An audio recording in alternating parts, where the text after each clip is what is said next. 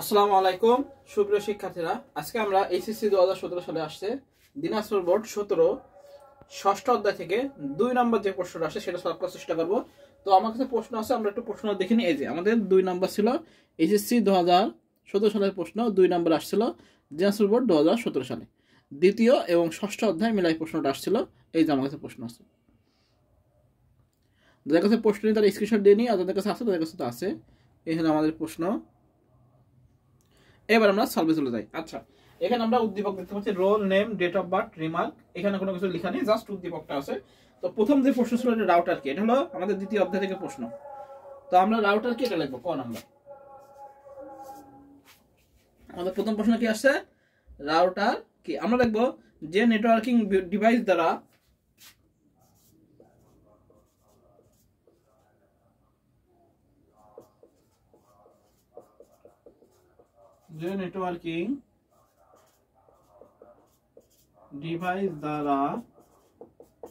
কি হয়, একই প্রোটোকল বিশিষ্ট দুই বা ততোধিক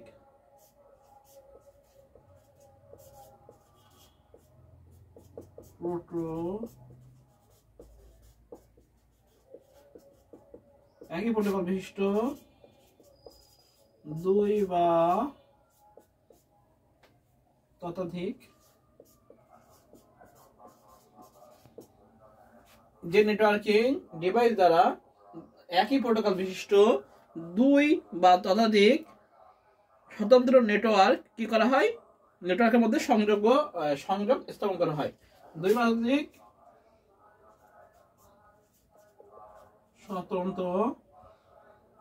স্বতন্ত্র কি করা হয়, নেটওয়ার্কের সংযোগ করা হয়, স্বতন্ত্র নেটওয়ার্কের মধ্যে সংযোগ করা হয়।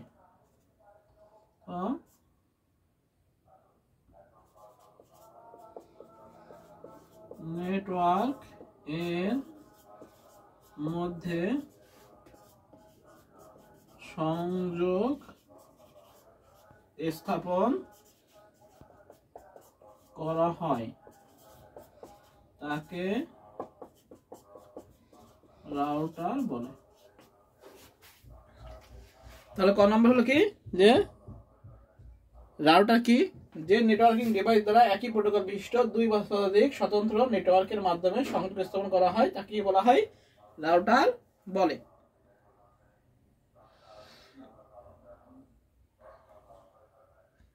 আচ্ছা, এবার আমরা খ নাম্বার আসি। খ নাম্বার হলো কি, character by character data transmit পদ্ধতি ব্যাখ্যা করা। আচ্ছা, character by character data transmit হয় আমাদের অ্যাসিনক্রোনাস। খ নাম্বার কি লিখবো, character by character data transmit হয়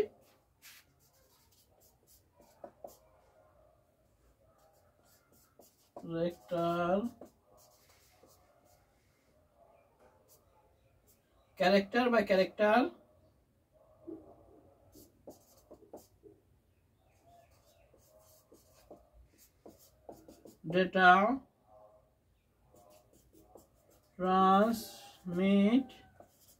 হয় অ্যাসিনক্রোনাস ট্রান্সমিশনে।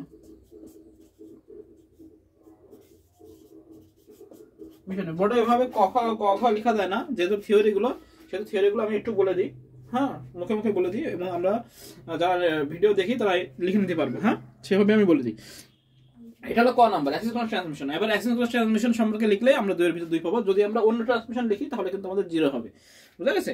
তো জ্ঞানমূলক ক খ প্রত্যেকটা একটা জ্ঞানমূলক থেকে, জ্ঞানমূলক যাতে আমাদের রাইট হয় সেভাবে আমরা লেখার চেষ্টা করবো। তো আমরা কি লিখবো, যে ক্যারেক্টার বাই ক্যারেক্টার ডেটা ট্রান্সমিটের পদ্ধতি হলো কি, অ্যাসিনক্রোনাস ট্রান্সমিশন পদ্ধতি।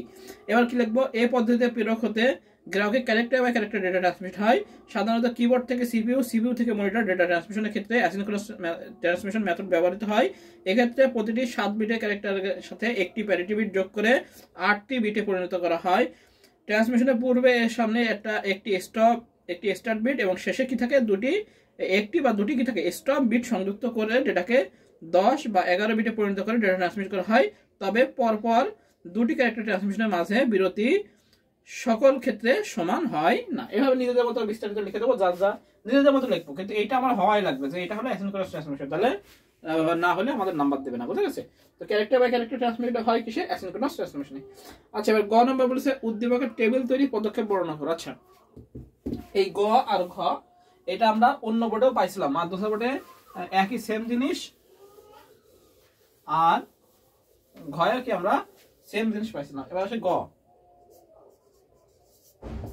গ নাম্বার বলেছে হলো টেবিল তৈরির পদক্ষেপ। তো টেবিল তৈরির পদক্ষেপগুলো আমরা আগেই লিখছিলাম। এটা আমাদের আসছিল মাদ্রাসা বোর্ড বা মাদ্রাসা বোর্ড 2018 সালে, ঢাকা বোর্ড 2017 সালে। এর প্রশ্নগুলো দেখলেই কিন্তু আমরা এটা পেয়ে যাবো, তাই না? সেম প্রশ্ন। তো আমরা কিভাবে তৈরি করব সেটা আমরা একটু জেনে নিই যে কিভাবে আমরা তৈরি করব। আচ্ছা, এটা মাদ্রাসা বোর্ড 2018 সালে সেম প্রশ্ন আমাদের আসছে। তো এটা আমি লিখে দেবো না, জাস্ট আমি বলে দিচ্ছি।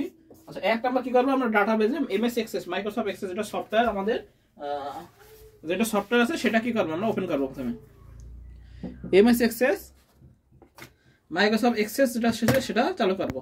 এরপরে যে 2 নাম্বার আছে, 2 নাম্বার আমরা কি করব, 2 নাম্বার আমরা করবো হলো মাইক্রোসফট এক্সেস চালু করার পরে 2 নাম্বার কি আমরা ব্ল্যাঙ্ক ডাটাবেস অপশন চালু করবো। এগুলো লিখে দিই আমরা আগে, ব্ল্যাঙ্ক ডাটাবেস অপশন চালু করবো।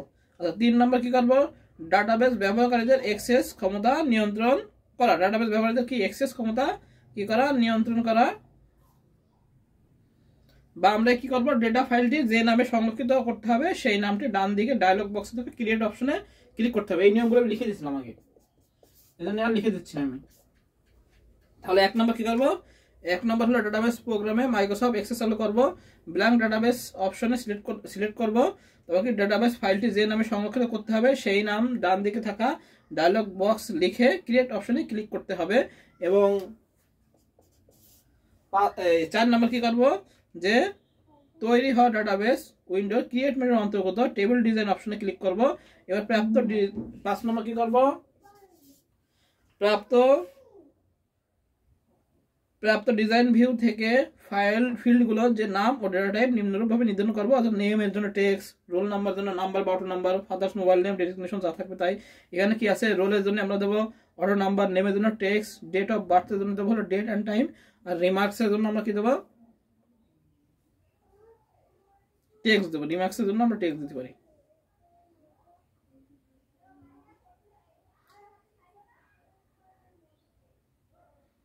বা ওয়েলি অবজেক্টও দিতে পারি, রিমার্কসের ওয়েলি অবজেক্ট এটাও দিতে পারি। আচ্ছা, এভাবে আমরা লিখে দেবো। লেখার পরে কি করব, এবার হলো টেবিলটিকে সামঞ্জস্য নামে কি করবো, সেভ করবো। সেভ করলে আমাদের হয়ে যাবে। এবার টেবিলের নাম দেবো, এখানে স্টুডেন্ট নেম বা স্টুডেন্ট টেবিল যেটা দেবো সেটাই আমাদের রাইট। এই মোটামুটি যে কটা ধাপ আছে এইগুলো ধাপ আমাদের ঢাকা বোর্ডে 17 সালে আসছে প্রশ্ন, আর কিসে আসছে, আর হলো এইভাবে আমরা তৈরি করবো। হ্যাঁ, সেম প্রশ্ন আর কি, এই জন্য আমি লিখে দেবো না, এটা আমি আগে লিখে দিছি। ঢাকা বোর্ড 2017 এবং মাদ্রাসা বোর্ড 2018 সালে সেম প্রশ্ন আসছে। ঘও একই, ঘ নাম্বার প্রশ্ন একই ছিল। ঘ নাম্বার প্রশ্ন ছিল যে উদ্দীপকের আলোকে ডেটা সংরক্ষণ করলে কি কি সুবিধা আর বা কি কি অসুবিধা হতে পারে। এটা আমরা নিজেদের লিখে দেবো যে সুবিধা কি কি। ঘ নাম্বার সুবিধা কি, যে কলেজের সকল ছাত্রছাত্রী তথ্য একটি নির্দিষ্ট সফটওয়্যারে সুষ্ঠুভাবে সংরক্ষণ থাকবে এবং কলেজ কর্তৃপক্ষ যে কোনো অনুযায়ী ছাত্রছাত্রী কি করতে পারবে, ওই তথ্যগুলো ব্যবহার করতে পারবে। এবার তথ্য সম্পর্কে কারো যদি জানা থাকে তাহলে সে কি করবে, সেই তথ্য জানতে পারবে, নিজেদের মতো লিখবে। এগুলো থিওরি লেখা, থিওরি নিজেদের মতো লিখবো।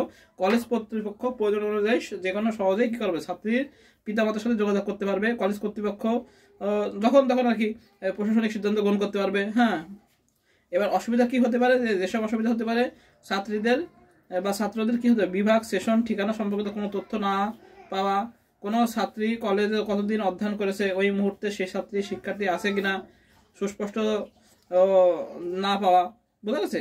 এইসব নিজেদের মধ্যে লিখবো। বলতে পারবো যে উদ্দীপকের যে ফিল্ডগুলো আছে ওর সাথে আরো প্রয়োজনীয় ফিল্ডগুলো সংযুক্ত করলে ডেটাবেজে কলেজ কর্তৃপক্ষের জন্য কি হবে, অত্যন্ত কার্যকারী এবং ভালো হবে। এই মোটামুটি এভাবে নিজেদের মতো লিখে দেবো, যদি থিওরি লেখা নিজেদের মতো লিখে দেবো। হ্যাঁ, তাহলে আমাদের হয়ে যাবে। তো সবাই ভালো থাকে, সুস্থ থাকে, সবাইকে আসসালামু আলাইকুম।